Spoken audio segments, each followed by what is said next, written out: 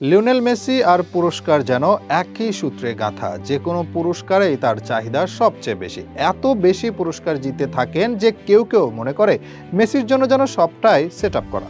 এই তো শেষ রাতেও আরও একটি পুরস্কার উঠেছে তার হাতে। এবার মেসিকে তুলে দেওয়া হয়েছে মেজর লিগের সেরা খেলোয়াড়ের পুরস্কার। দুর্দান্ত এক বছর কাটিয়েছেন ইন্টার মায়ামির হয়ে, আর সে কারণে পেয়েছেন এই পুরস্কার।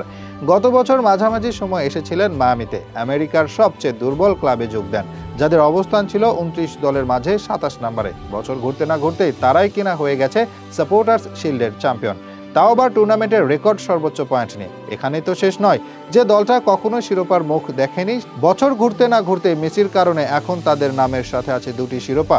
একজন খেলোয়াড় একটা দলের উপর কতটা প্রভাব ফেলতে পারে সেটার বড় প্রমাণ তিনি। এই বছর মেজর লিগটা অসাধারণ ছিল তার। যদিও পুরো মৌসুমে ছিলেন না মাঠে, বেশিরভাগ সময় ছিলেন ইনজুরিতে, একমাত্র খেলোয়াড় হিসেবে গড়ে প্রতি ম্যাচে একটিরও বেশি গোল আসে তার পায়ে। সর্বোচ্চ রেটিং প্রাপ্ত খেলোয়াড় ছিলেন তিনি। মেজর লিগের নিয়ম অনুযায়ী এবার সব মিলিয়ে মাত্র ১৯ ম্যাচে ২০ গোল ও ১৬টি অ্যাসিস্ট করেছেন মেসি। এরকম পারফরমেন্সের পর কেউই আর প্রতিদ্বন্দ্বিতা করতে তার সাথে শেষ পর্যন্ত মেজর লিগের সবচেয়ে দামি খেলোয়াড়, যা এমভিপি হিসেবে পরিচিত, সেটাই উঠেছে তার হাতে। এদিকে মেসি যখন একের পর এক পুরস্কার জিতেই চলেছেন, পুরস্কারে মনোনয়ন পাচ্ছেন, তখন রোনালদো যেন একেবারে দুর্ভাগা। তার কপালে শুধু গোল ছাড়া আর কিছুই জুটছে না। সেই জুভেন্টাসে থাকতে শেষবার কোনো মেজর শিরোপা জিতেছেন, এরপর আর কোনো অফিসিয়াল কাপ ছুঁয়ে দেখা হয়নি তার। এমনকি ফিফা, উয়েফার বড় কোনো পুরস্কারেও এখন আর মনোনয়ন পাচ্ছেন না। একের পর এক যেমন উপেক্ষিত হচ্ছেন, এবার সেই ধারায় মেসির শিরোপা জয়ের দিনে যেন আরও এক শিরোপার কাছে থেকে ছিটকে গেলেন রোনালদো।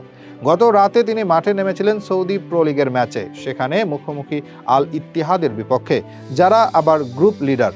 সেই দলের বিপক্ষে পিছিয়ে পড়ার পর রোনালদোর গোলে সমতায় ফিরলেও শেষ মুহূর্তে গোল হজম করে ৩ পয়েন্ট হাতছাড়া হয় আল নাসরের। এই হারে আরও পিছিয়ে পড়েছে তারা। ১৩ ম্যাচে ২৫ পয়েন্ট নিয়ে তালিকার ৪ নম্বরে অবস্থান রোনালদোদের। এদিকে সমান ম্যাচে ৩৬ পয়েন্ট নিয়ে সবার উপরে অবস্থান করছে করিম বেনজেমার আল ইত্তিহাদ। এর মাঝে ১১ পয়েন্ট পিছিয়ে পড়ায় যে এখন শিরোপা জয়ের স্বপ্নে, এরই মাঝে বিশাল হোঁচট খেয়েছে আল নাসর, সেটা বলার আর কোনো অপেক্ষায় রাখে না। যেভাবে চলছে তাতে আরও এক শিরোপা হাতছাড়া হলো তাদের। একদিকে মেসি যখন শিরোপা নিজের করে নিচ্ছেন, অন্যদিকে রোনালদো শুধু হতাশই হচ্ছেন বারবার। এত হতাশা কি সইতে পারবেন রোনালদো?